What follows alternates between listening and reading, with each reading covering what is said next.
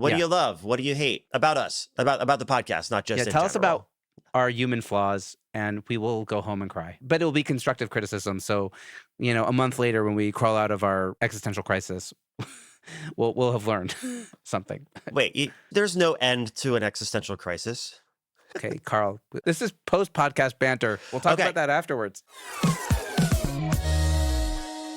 And also with that DX Revive, holy cow. I've been using that on in mixes. Really? Already? What, for singing? Yeah. And it works? It works. So what I've dude. Okay. So I've been trying it. You have more recs than I do, but when I recommend something, you have to take it seriously. Yeah. So it's been, especially in backing vocals.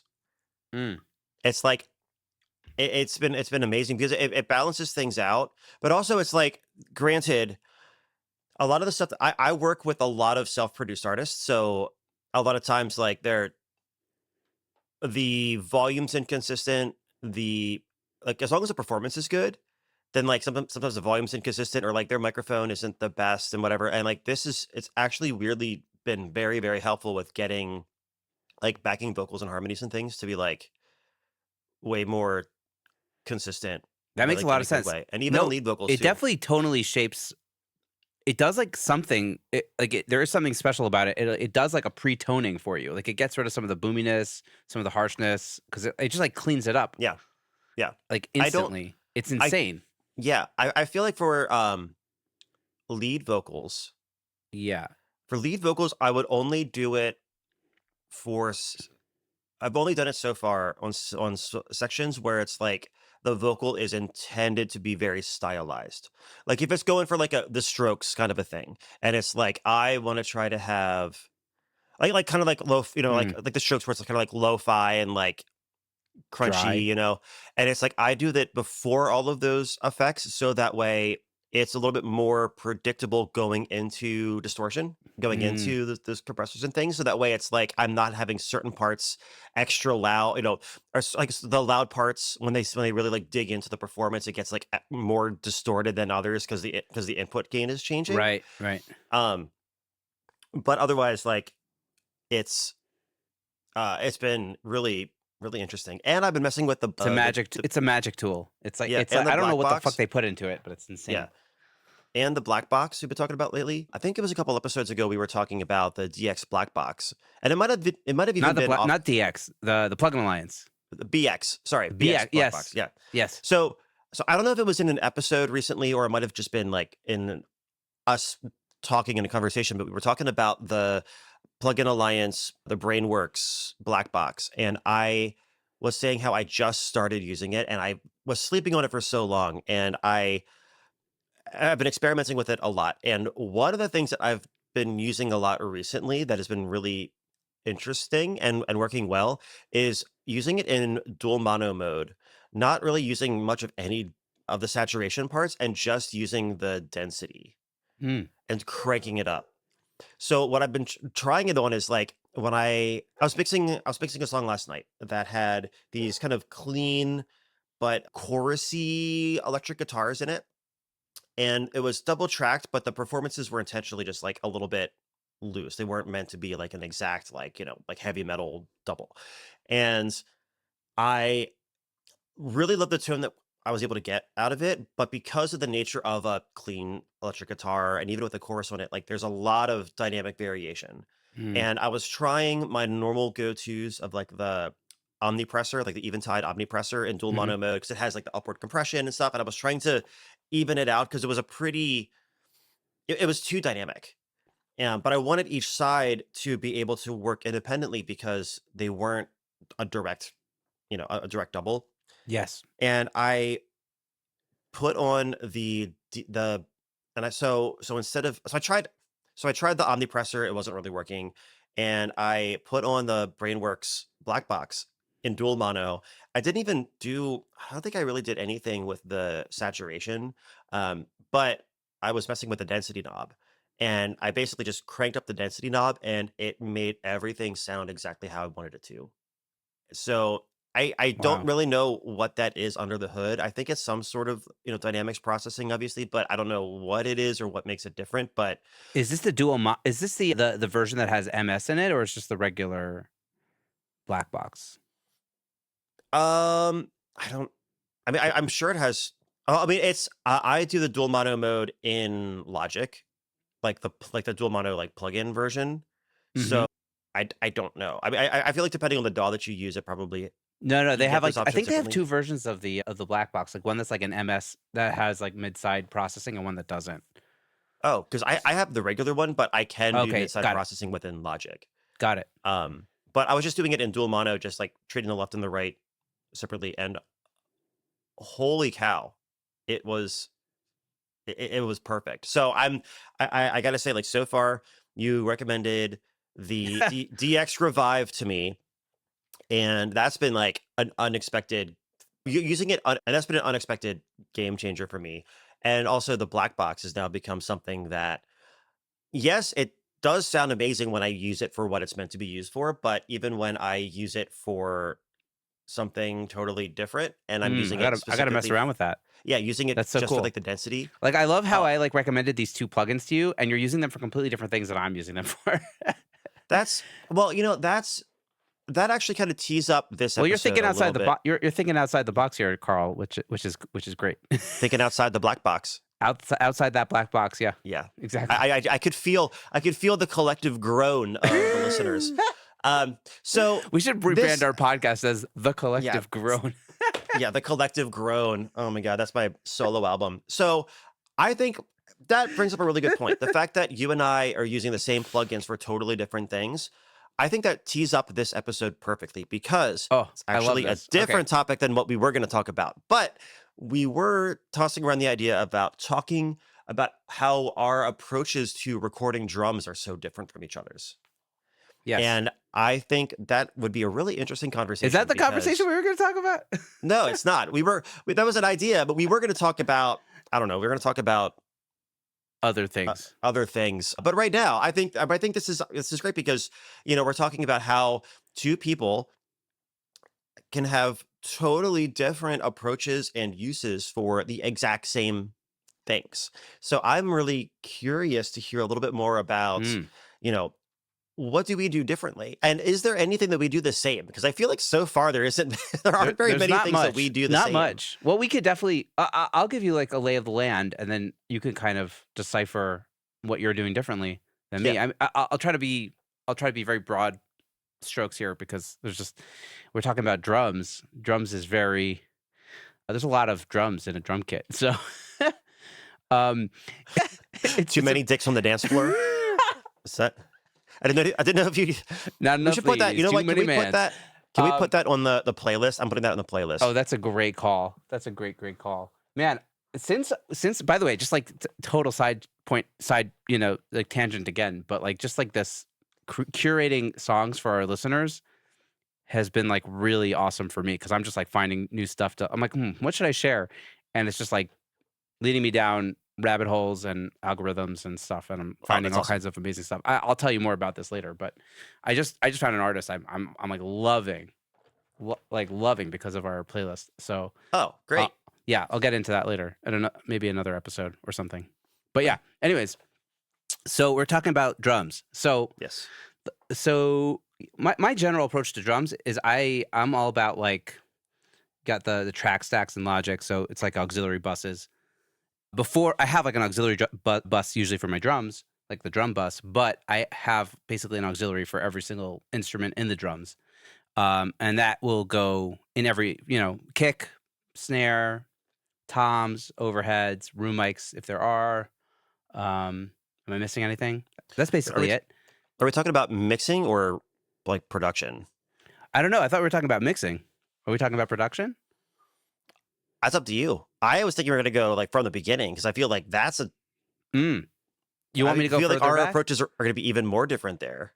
Well, yeah. Well, now that's it. That's like it's opening up so many questions because this is a really broad topic. Because there are productions where you're recording drums, and there are productions where you're making your own drums, and using sample libraries or drum machines and stuff like that. So where should I begin, Carl? I don't know. Well, what if we took this kind of like what if we took this like almost like a lightning round approach? Okay.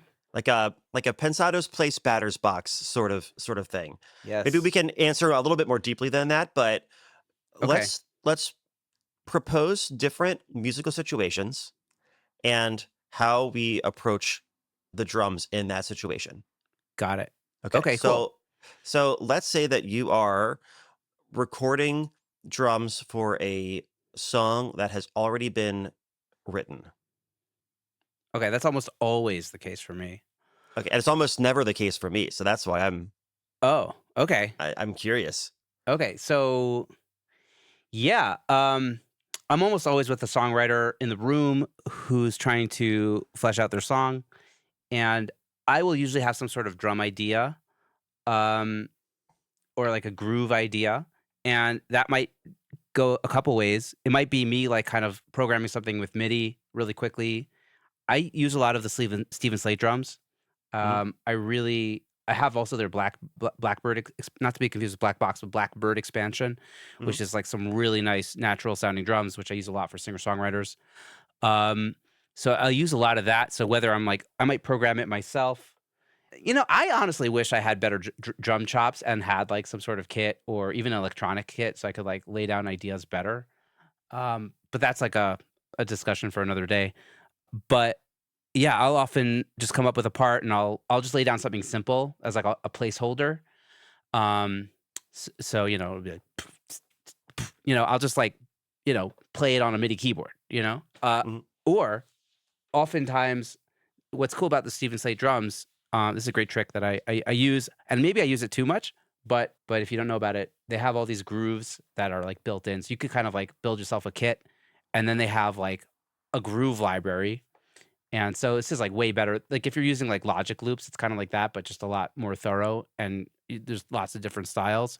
And so I'll putz around with that and just kind of like click through a bunch of things until I get something that's kind of close to the pattern that I want.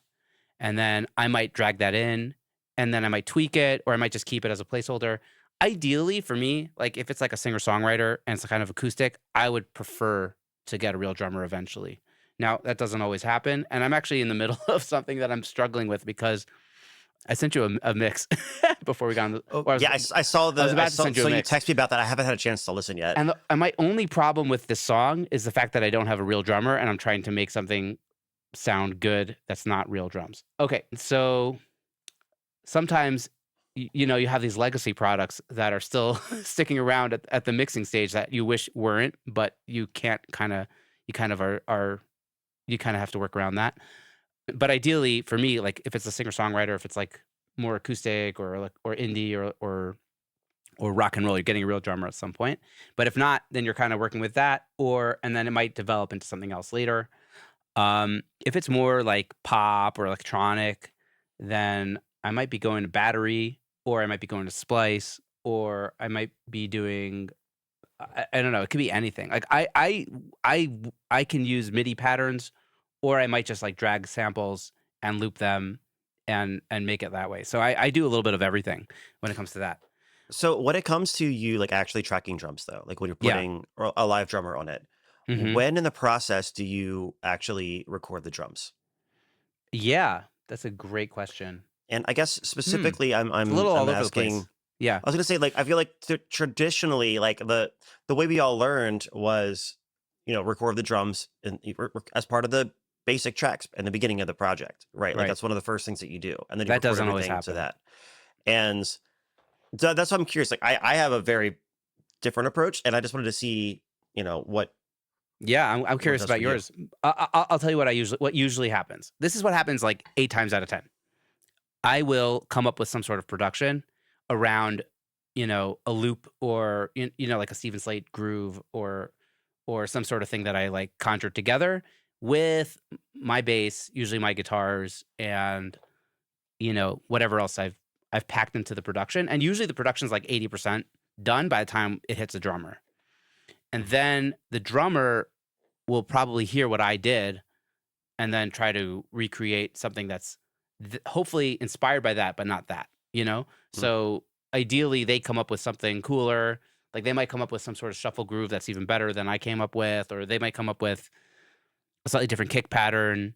And then, yeah, that's basically what will happen. It will be hopefully inspired by my like shenanigans, but real and with a human touch. Yeah. That for my ideal, let's say, situation, and that doesn't always happen. And then I'm just dealing with whatever I puts together and tweaking it to the best of my ability as we go down the rabbit hole of production and or mixing.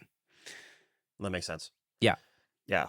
Okay, that's my story, and that's Yeah. my drum production level from a very high distance and in a nutshell Yeah. somehow. Yeah. And mine is mine has become very different than that over the years. So Please for a tell little me. context, I started out my career as a session drummer and gigging drummer, touring drummer. So I definitely pay more attention to drums than non-drummers do. No surprise, just like you pay more attention to bass than non-bass players do. But my background, like my college degree was actually in orchestral percussion performance. So I I mean, obviously I'm into like really aggressive pop stuff. Like that's where my musical heart is, but I think one of the things that does still come through in everything that I do, especially as a drummer, it's my orchestral understanding in the sense that everything has its place. And if you ever were a percussionist in an orchestra, a lot of times you either don't play at all or you sit there and you rest for 132 measures before you hit the triangle 2 times, and then you rest for another 60 measures before you hit the bass drum once with a rubber chicken, or like this is always some like weird random Wow. thing that they make the drummer do.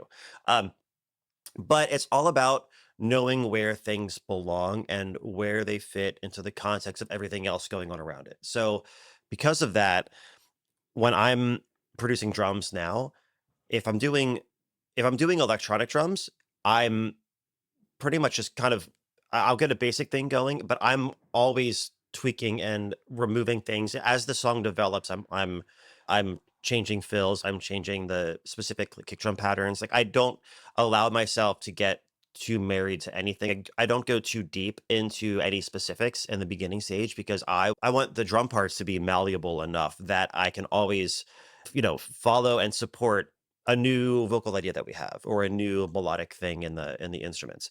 So usually if I'm adding live drums to songs, I'm always programming them first, like every single time. And I go through the same process with those programmed live drums that I would with all electronic song or all electronic drums for a pop song or something that's more like electronic focused. Hmm.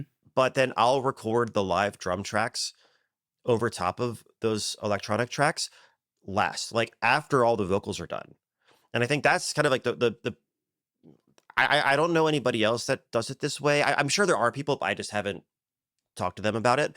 But yeah, I would have all of the vocals in place and figured out before I track the final drums, because I want to make sure that every note that I play is going to be fully supporting the vocal. I'm not getting in the way. I'm only filling up gaps that are meant to be filled by the drums. And to make it even crazier, I also tend to do the songs for the deaf approach of doing a full pass of just kick and snare, a full pass of just toms, a full pass of just crashes, a full pass of just hi-hats, using all the mics still. And then when I mix it, I'll route all of the like the room mics to one bus. I'll route Mm. all of the snare top mics to one bus, all Oh the my snare God, you're bottom mics to crazy, one dude. bus. Um, but what ends up happening is, from an editing perspective, it ends up being so much faster and easier because I don't have any flamming to worry about. Right.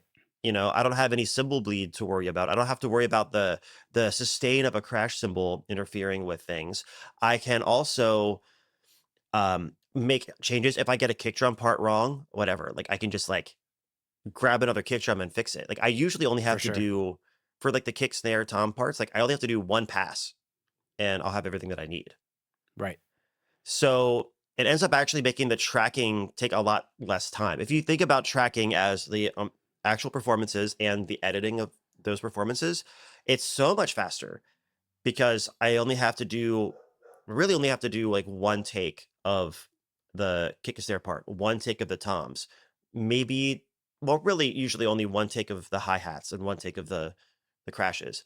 And then if I decide for some reason, very, very, very last minute, like, ah, crap, I really wish I played a different kick drum part here. Or, we're in the final stages of the mix and we realize, oh man, if we just muted the instruments here for this one beat, it would make the next section explode more. I can very easily make those changes without Right. trying to You think could of mute like, the kick without getting rid of the crash or whatever. yeah, I can also, do different amounts of compression on the room mics of the room of the kick and the snare and the toms without the cymbals, eating up all of that space Right. as well. So So I give myself a lot more flexibility, yeah. which for some people, like I know, friend of the show, Nick Nagurka, I know like this is like the total opposite way of how he would Right. track drums, but this is also just like a very different style of music, a very different Yes. approach. And this allows me to be as like curated as I can Yeah. with That makes a lot of with sense. that.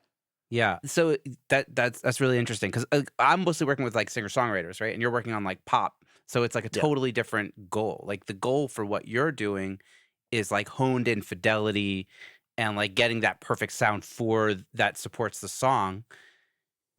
Obviously the part two, but like the sound is almost more important than for what I'm doing, where it's all about kind of having that. When if I get a live drummer, it's about getting the human touch. So like my bass, like I won't edit my bass too much, right? And I'll have them play along with my bass line, and then it's about rather than the fidelity, which is also obviously important, but it's more about the how are they interacting with that live bass line and that live guitar? You know what I'm saying? Yeah. Like Yeah, yeah, well, more on the Nick side of the spectrum, yeah. if you Well, I will. I don't think it's I don't think that we have a very I don't think that our goals are that different actually. Mm, Because like, I would say, like, right. I'm not an audiophile, I'm not really like, even I barely call myself an engineer, right, when it comes to, like, to tracking especially, like, I'm never the one actually tracking it.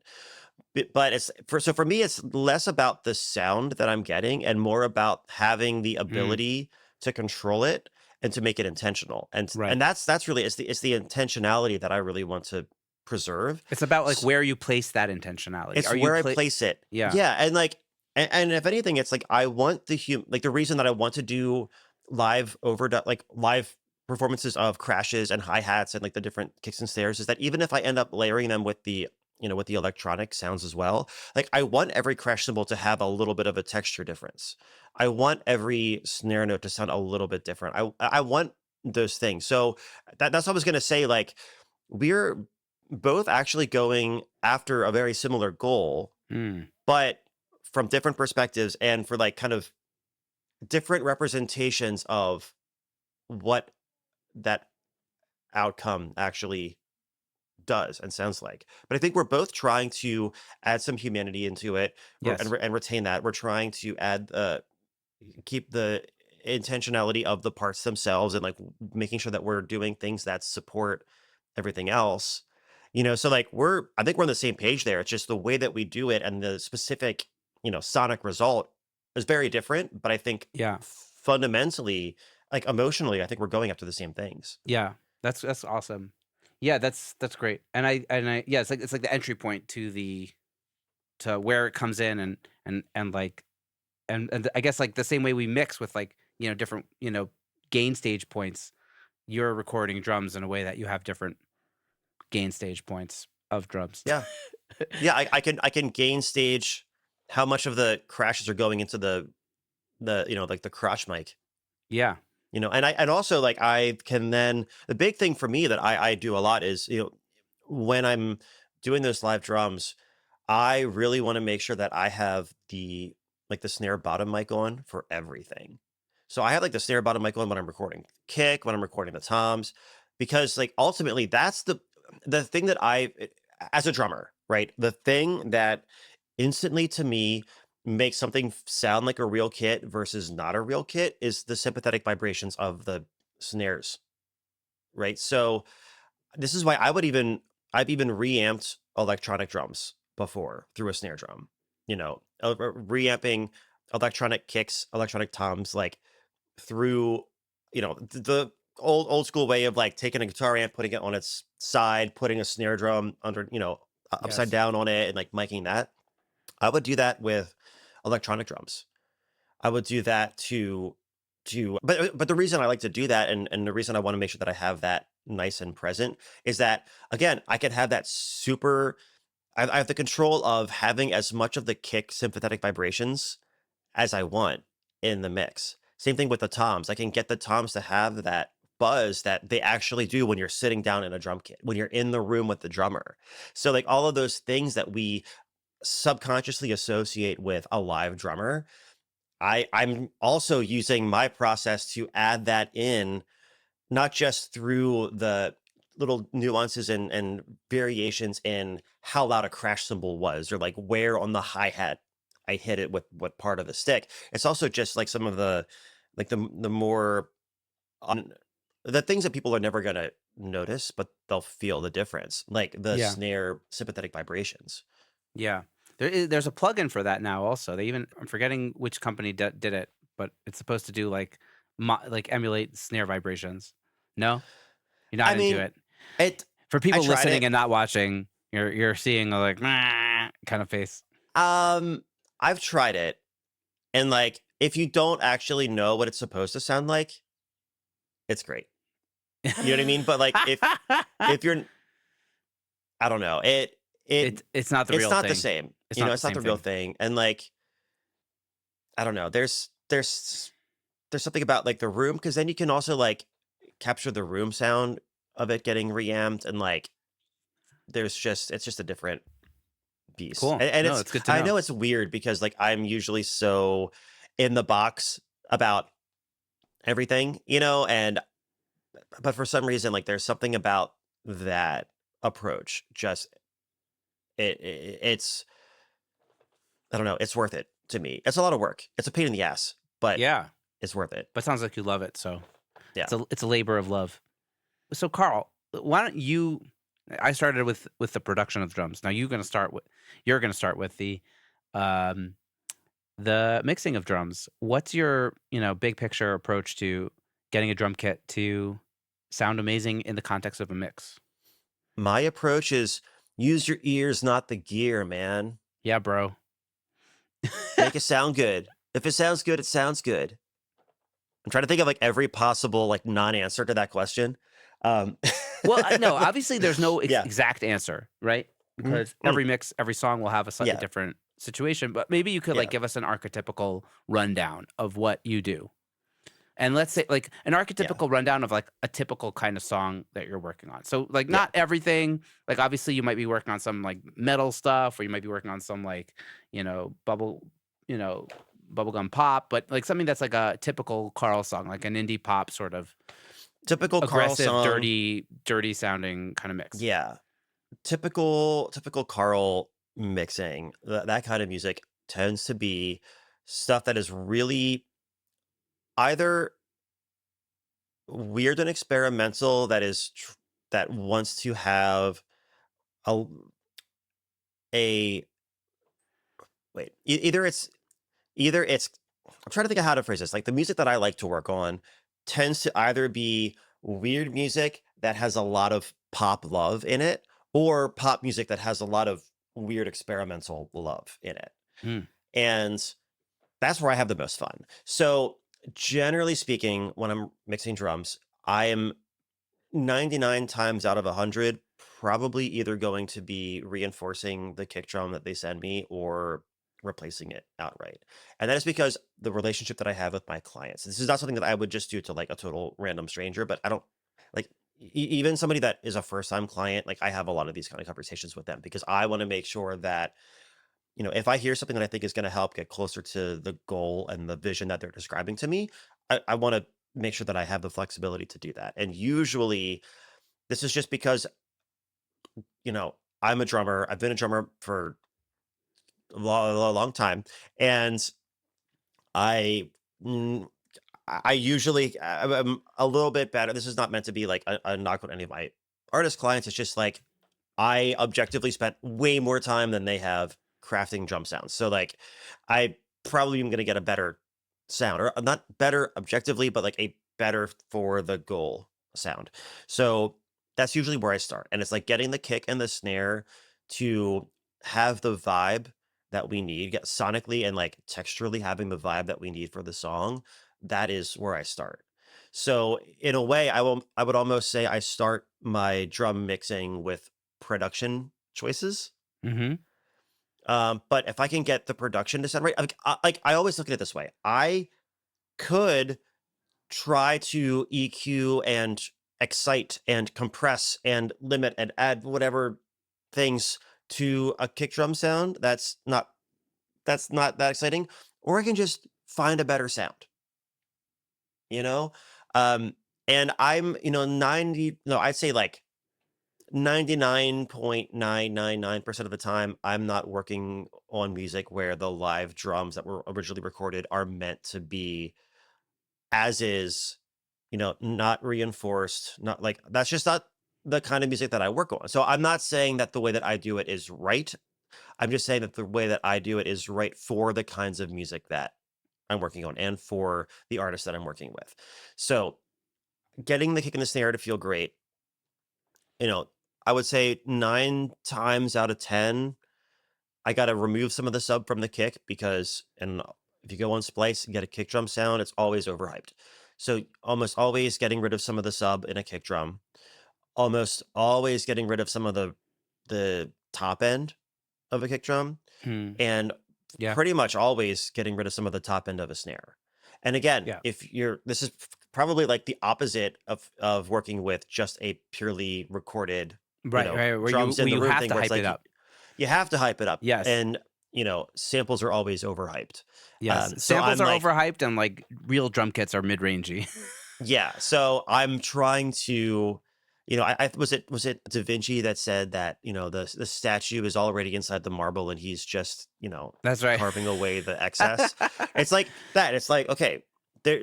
I look at the original sound as like the block of marble. And it's like, what can I remove? I don't want to have to add anything. I want to try to remove the things that we don't need.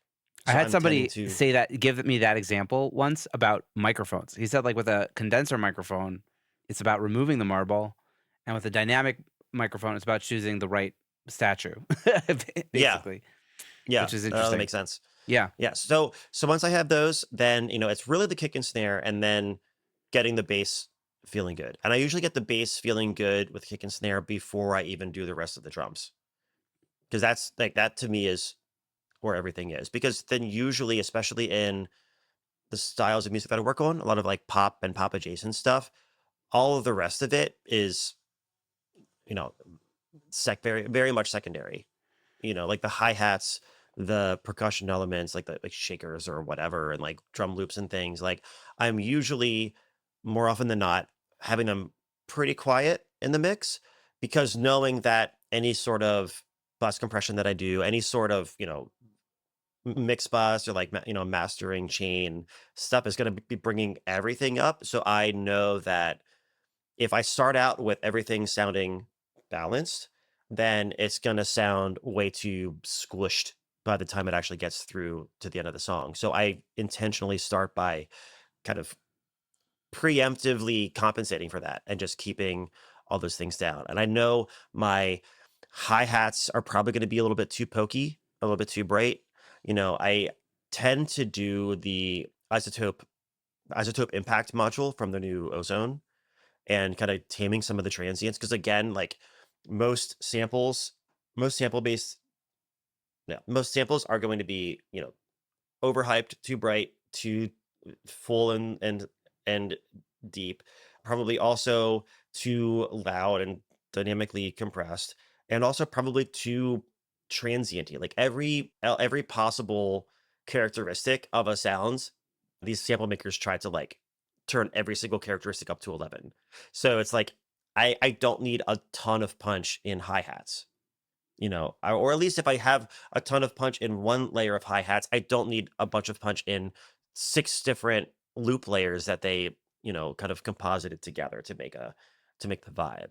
Yeah. So that it's just, kind of by that point, I'm just really trying to remove things. I'm not trying to add much other than like maybe reverb, or if I'm adding using the black box. I'm adding using omnipressor. I'm adding using like dynamic, some sort of dynamic processing that's also like got its own kind of color to it. Yeah, like a But vibe. I'm very rarely like adding, I'm not doing like EQ moves like when you see an ad for an EQ plugin and it always looks like some kind of crazy like like an earthquake happened on their frequency spectrum. Yeah. Like I that's not me. Like That's not usually anyone, dude. it's not It shouldn't anyone. be anyone. Yeah. So that's really it. It's like getting those feel good, and then that way, by the time that I'm adding everything else into the mix, I'm mostly just adjusting volume. Yeah. So not so much. Yeah, I try to do as little as I can. I just try to get the sources right, Yeah. and and sources right, and then it's like I'm either minimizing top end, bottom end, transients, or in the case of maybe a loop or something, I might try to reduce the dynamic range. But I guess that's also like what, removing the transients is kind of is that. Yeah. But yeah. Yeah. Awesome. So I want to hear your process now because I know that not only is our approach different, but also like the source material that we're working with is just so different. So like I really want to hear your Yeah. approach to it. Well, I don't know if I'm so different. I'm not trying necessarily to do a lot. I'm trying to just do what I have to do to get what I want, what I hear in my head. So it's really about what am I given and where do I want to go. So that will inform what I do.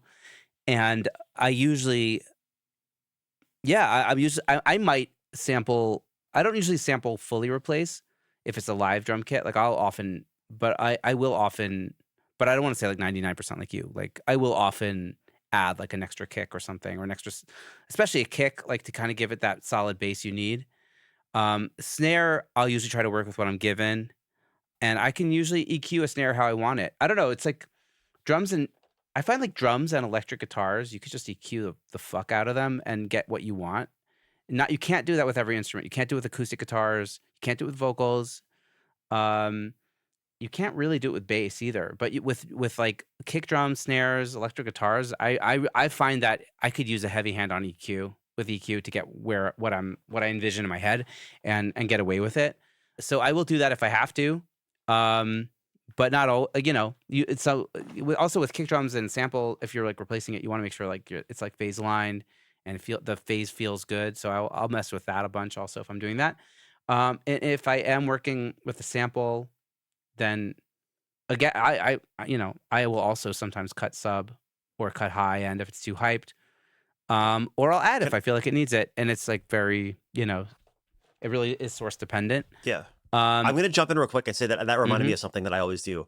I am a crazy person when it comes to just like checking the phase of things. Yeah. Like Yes. maybe not as crazy as some people, but at least knowing when I Well, you were talking about that on our template episode, how you have it on the plugins. yeah, I have it on all of my drum tracks like by default, just Yes. bypass, so I can just go boop boop boop boop and just like test it out. But especially when I'm layering anything together, whether it's me reinforcing the kick drum of the original thing, or I may be finding you know two different kick drums that when I combine them together, it ends up being like the perfect sound that I want to. Especially with sample based music, there's so many inconsistencies when it comes to the start time. And I think it's also why whenever I'm choosing sounds and actually putting them into the production, like during the mix stage, like when I'm doing that replacement, I I always do it with the actual wave file, not with Yes. MIDI, because I wanna be able to see, like, if there is a little gap of silence before the sound hits, like, I wanna be able to see that. If it's just a MIDI blip, I'm not gonna be able Oh, to see that. And totally. it I do that also, by the way. Also, if I have two kick sources, I will like nudge the sample to match the original in a like just even like a waveform, like the first wave that goes up, right? Then I'll try to like have that wave go up on the other one, and I'll nudge it until I think it feels really good. yeah, Like that visual, yeah, that waveform is important. I'm with you yeah, 100% on that. yeah. Sorry for interrupting you, but No, I just thought about It's an that too, and I'm important like, point "Oh for my god, everyone. that's, like, such a Yeah, huge part of it for it's me," and I huge. didn't even say it. Yeah, that's totally huge. And if it's like a live kit, like then that's not happening usually. But Yeah. but yeah, but that's definitely a thing that I try to look out for as well. And I would say just like you, I'm always focused on the kick and drum and getting those sounds sort of right and like locking in with the bass because I think the kick drum bass is the foundation of the mix. And if they feel good, those 3 elements, everything else will be easy. Like, I really believe that. Like, if you have a foundation that feels really solid, you don't have to do psycho you don't have to go crazy on every little guitar part. Like, you could kind of almost leave guitar parts almost the way they are without doing so much more if your foundation is good. Like, the walls don't need to be fancy if your floors are solid. So, kick and snare is basically the where I really make sure everything is fine-tuned to, with a like, I go through that with, like, as fine a tooth comb as I can and make sure that those are locked in.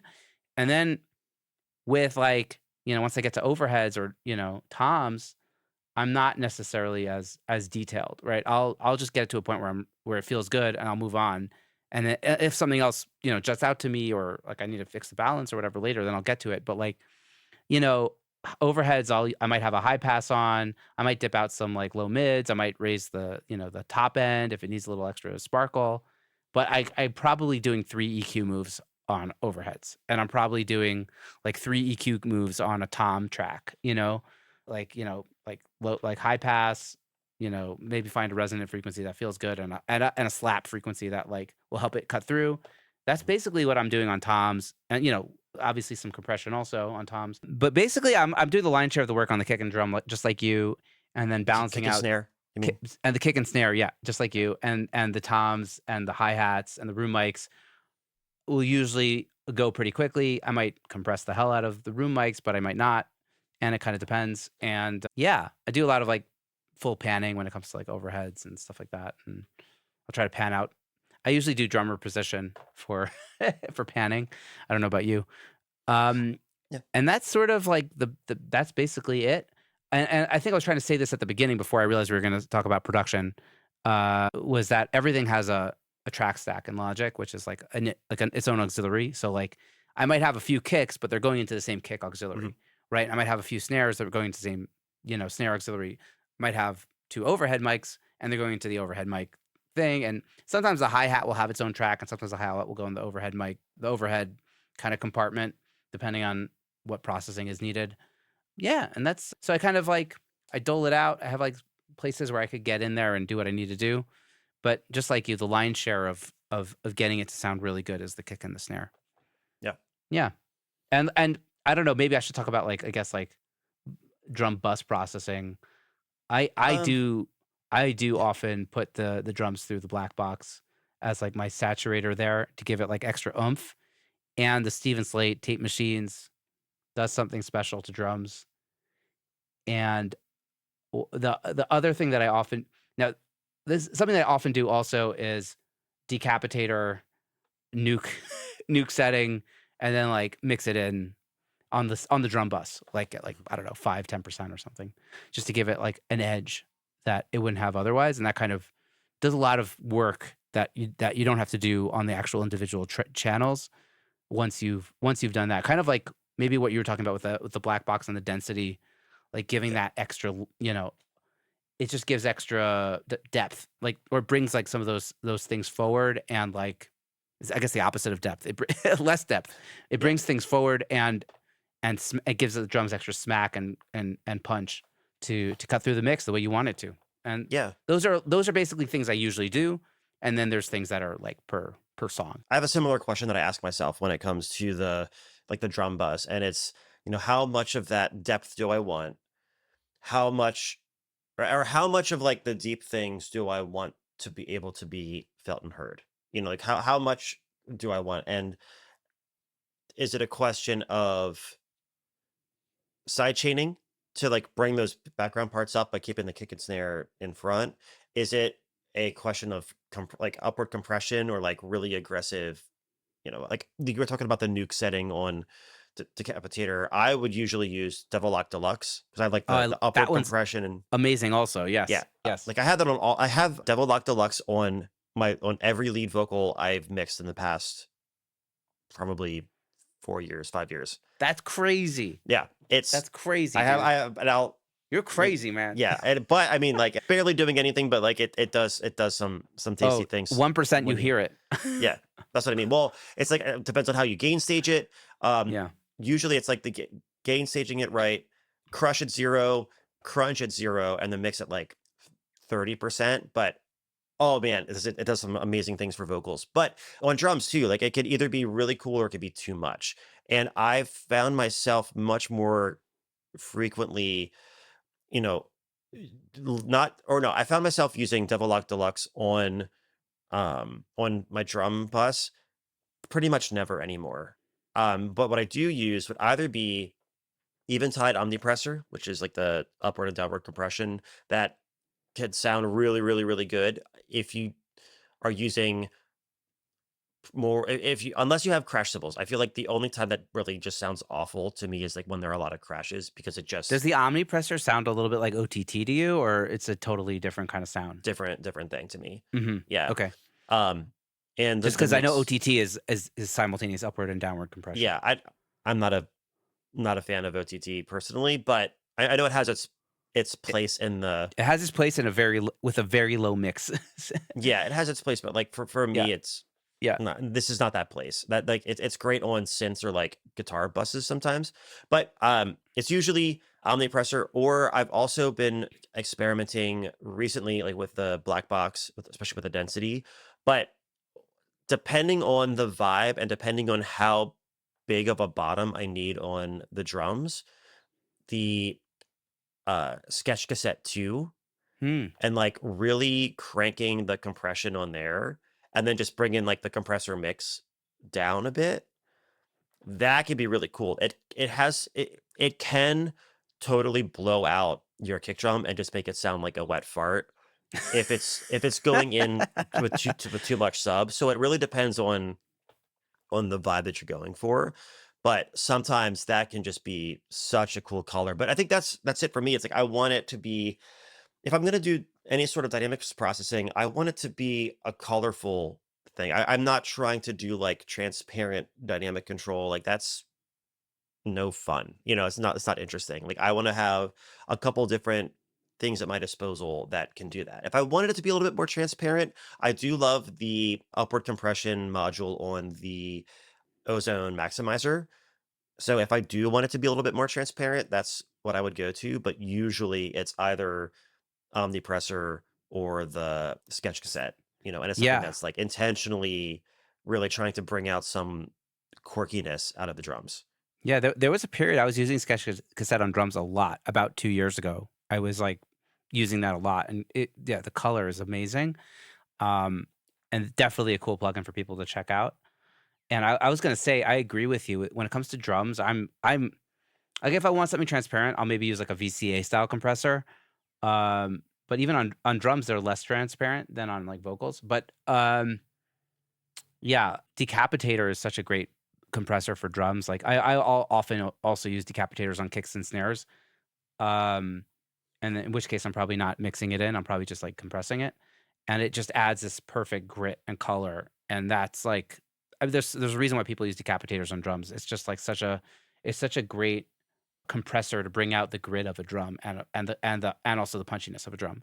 And so yeah, drums you're usually trying to like you're not just trying to compress them. You're trying to compress them and give something else, Yeah, you know? I'm trying to emphasize some quirky texture within the drums, Yeah. and it's just a matter of which of those possible options does the best job of bringing out the texture that I want, bringing out the quirk that I want.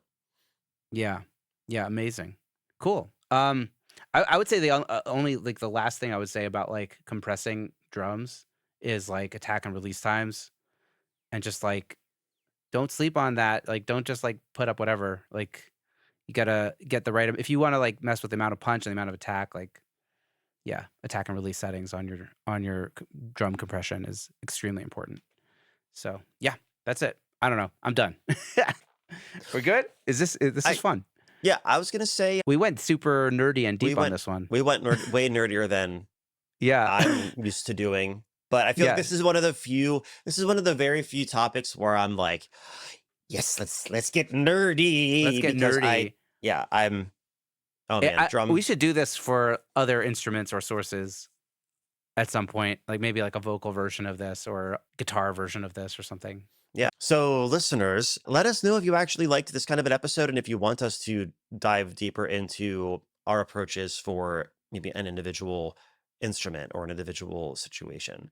I think, obviously, Ben and I could go on for ages about bass production and mixing or like vocal production and mixing because we have such different approaches. But if this is not as interesting to you, we don't want to do it and then we're wasting your time. We don't want that. We want to make sure that it's something that you're really interested in. So let us know. Yeah, let us know what you like. What do you guys and gals like? Tell us. We're What here do you and we're like? listening. Yeah. What do Yeah. you love? What do you hate Yeah. about us? About the podcast, not Yeah, just in tell us about general. our human flaws and we will go home and cry. But it'll be constructive criticism. So, a month later when we crawl out of our existential crisis, we'll have learned something. Wait, there's no end to an existential crisis. Okay, Carl, this is for post this is post podcast banter. We'll talk Okay. about that afterwards. Okay. Ben, I realized we never said hi Ben, hi Carl at the beginning. What is Oh, going on? oh my God. What was this episode? It was just not hi Ben, hi Carl. Does that mean that we have to just like delete it and pretend that it didn't happen? No, we can't do it. It was too good. And rather than a hi, we're on downers today. So Okay. Do I still wait. say bye, Ben? Uh, I'm going to do it. I'm going to do it. I don't care. Bye, Ben. Bye, Carl.